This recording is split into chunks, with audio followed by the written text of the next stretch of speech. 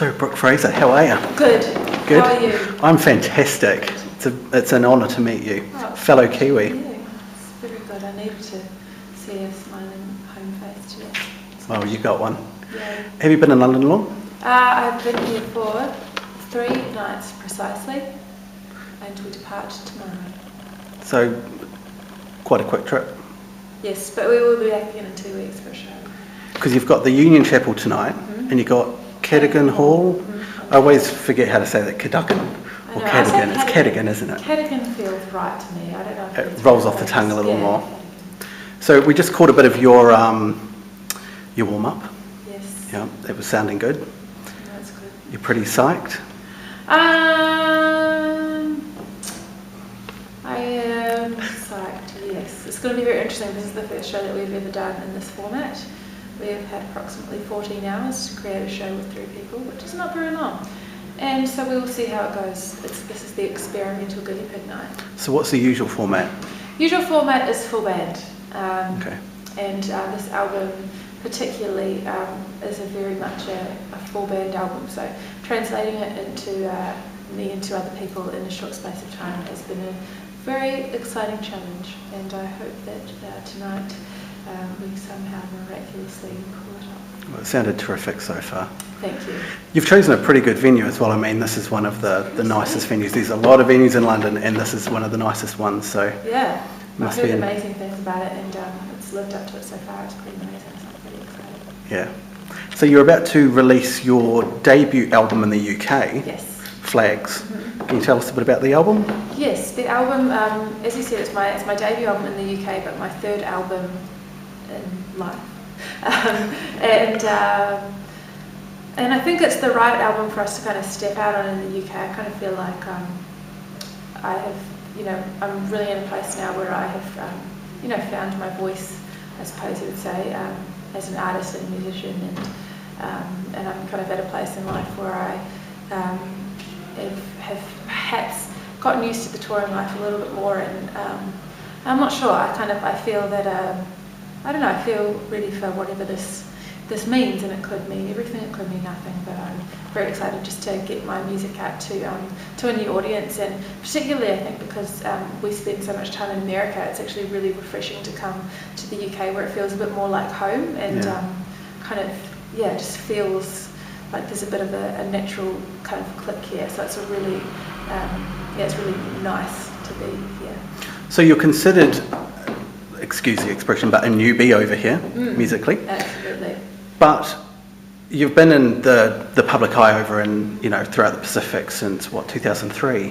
What to Do with Daylight, your debut album, yes. And then Albertine, 2006. Yes. So what have you learned in the past 7-8 years to get to this point? Yeah, I think it's funny because when it's almost like I feel like I've had my musical puberty as an artist in front of people, because in 2002, when I first signed with the label and all that kind of thing, I was 18 and fresh out of high school, and I didn't come from a musical family, and I didn't grow up around a lot of music or in a particularly musical culture in the area I was from, and so really my entire musical education kind of happened once I was actually out on the road, with other artists, and kind of and moved up to Auckland and started kind of playing little gigs around the place, and really became part of the musical community. So that kind of happened quite late. So I feel like almost I'd been writing for a long time, but again it was a really secluded and kind of isolated thing with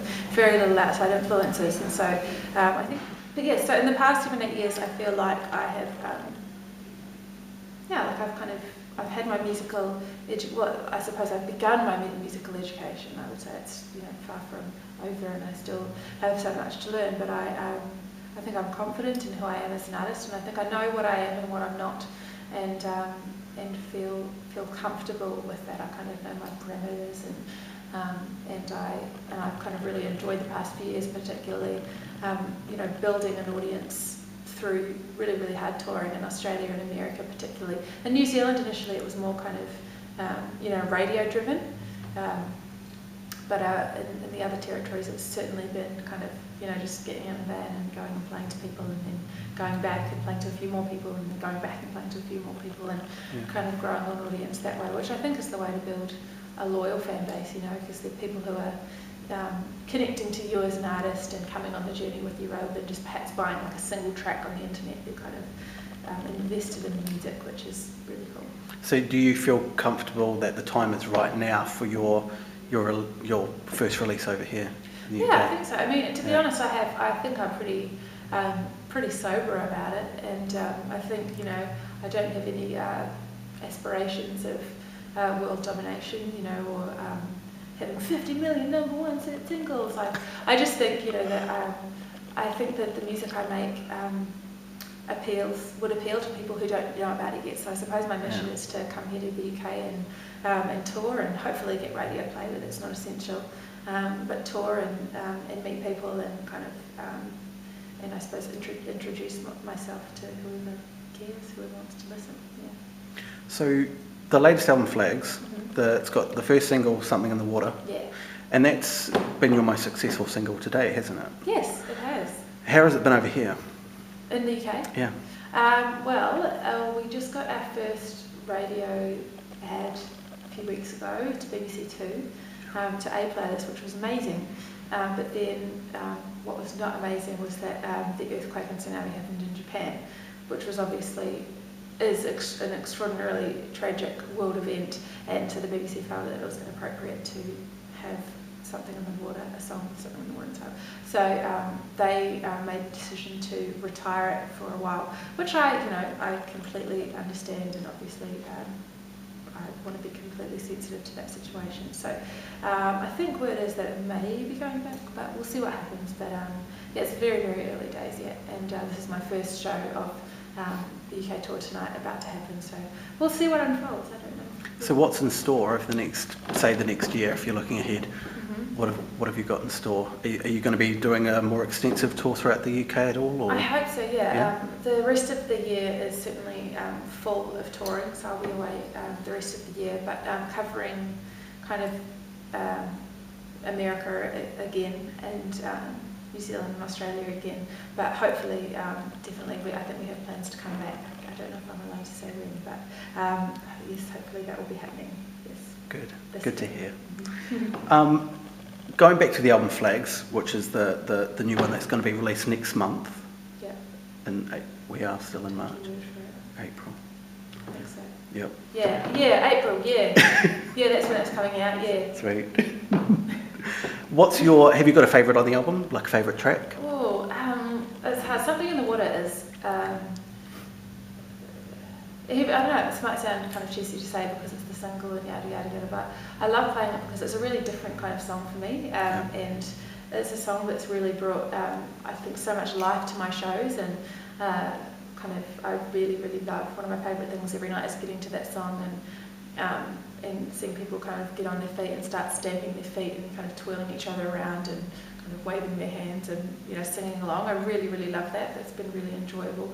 And my other song, probably on the other end of the spectrum, is a song called Crows and Locusts, which is kind of the epic of the album. It's the longest song on the record, but it's kind of a song which I'm really proud of, and which I really, really love to sing and to play. So you've been sort of given a lending hand, I suppose, from some quite respectable musicians on this album as well. William Fitzsimmons and Borunga, to name a couple. Yep. How did that come about? And what was that experience for you working with those musicians? Yeah, well, this album was really, for me, I would say that the spark that sparked this collection of songs happened at Coachella, a music festival in the States.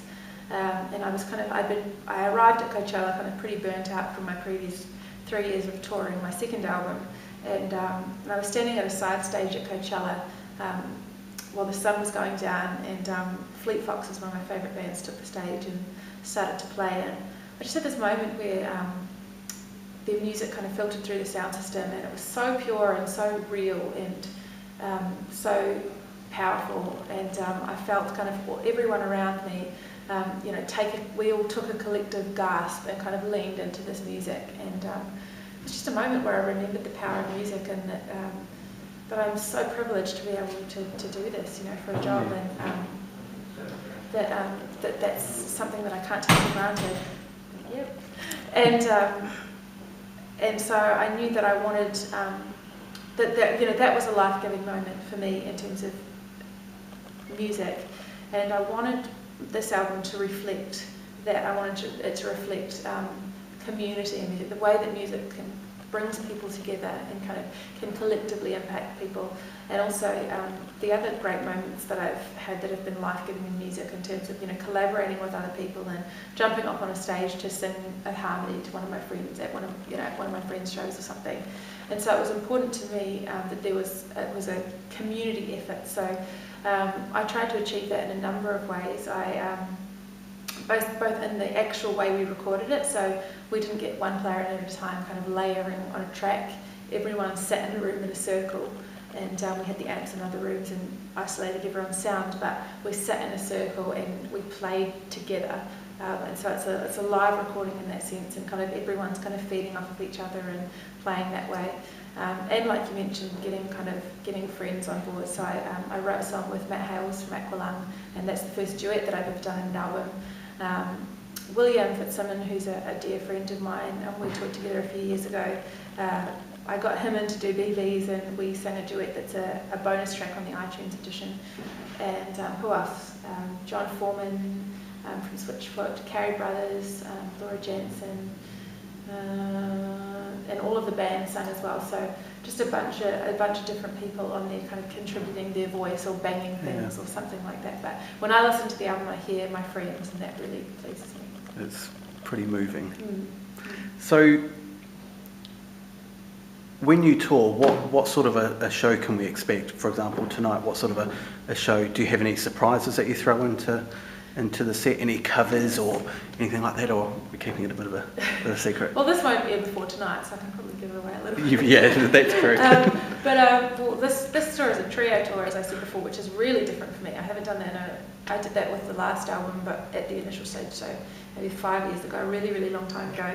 And so it's really interesting to, I've had to really stretch myself to cover a lot of different parts, so I'm kind of, in some songs I'm going from the guitar to the piano, back to the guitar.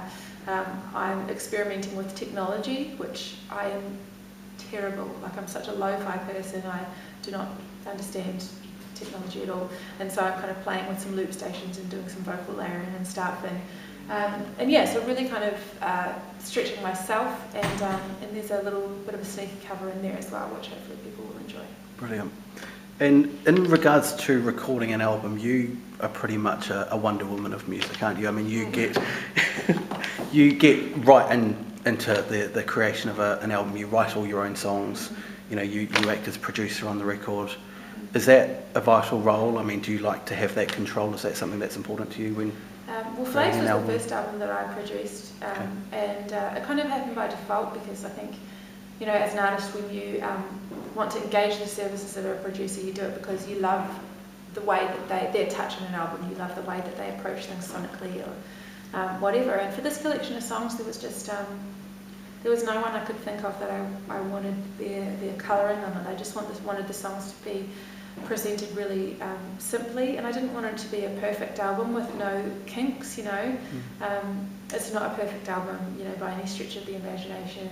We kept in the creaking guitars or the kind of scratchy vocals, or we kept these things in there. I wanted it to be a really human album, and so I felt that one of the best ways to do that would just be to allow it to happen with a bunch of musicians, and to choose an engineer I really trusted, and then proceed that way. So even though my name is on there as producer, I really kind of, I'm certainly not any kind of genius, and I just really wanted to just let things grow and happen kind of naturally. So if that's producing, then I guess I did do it. But I kind of feel like, it was just I kind of just steered a ship that was kind of going the way it was going to go anyway. Yeah. So coming from New Zealand, you moved to Australia soon after your breakthrough. Mm-hmm. Has it been an easy transition into being in, now that you're over in the UK, you've toured all around America, an international artist? Has it been an easy transition for you, or was it? I'm not sure. I think it's probably, I guess I've never thought of myself as an international artist or a national artist or anything. I suppose I just get on the plane and go wherever I need to go. But yeah, it has. I mean, I feel really, really, really blessed about the way that my journey has unfolded as an artist. It's kind of been just a step at a time, and I don't think at any point I've been overwhelmed, but at every point I've been stretching just a little bit. And so, with this album, Flags, it's the first album that we've really released everywhere at once. So my first album we only released in New Zealand and Australia, and that was kind of 2 separate years. And then Albertine, we released it in New Zealand, then Australia the next year, then America the year after that.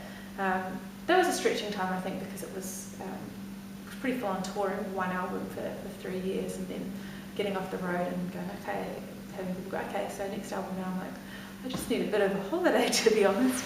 But I went through all that and got stuck in a rut and all that kind of thing. But then these songs really brought me out of that, and I'm just really pleased to be touring them, and I feel just so lucky that I get to tour them kind of all over the world. It's really cool.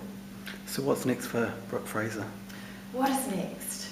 I suppose I'm going to write out this album, see what happens, and what opportunities spring forth, and if they're the right ones, take them. If they're not, then I won't. And then I really want to try and make another record next year if I can. I certainly don't want it to be another 4 years between albums. That's a little long. So yeah, always looking forward whilst enjoying what I have. Well, I hope we get to see a lot more of you. Thank you very much. And thank you. Thank you. Cool. Yay.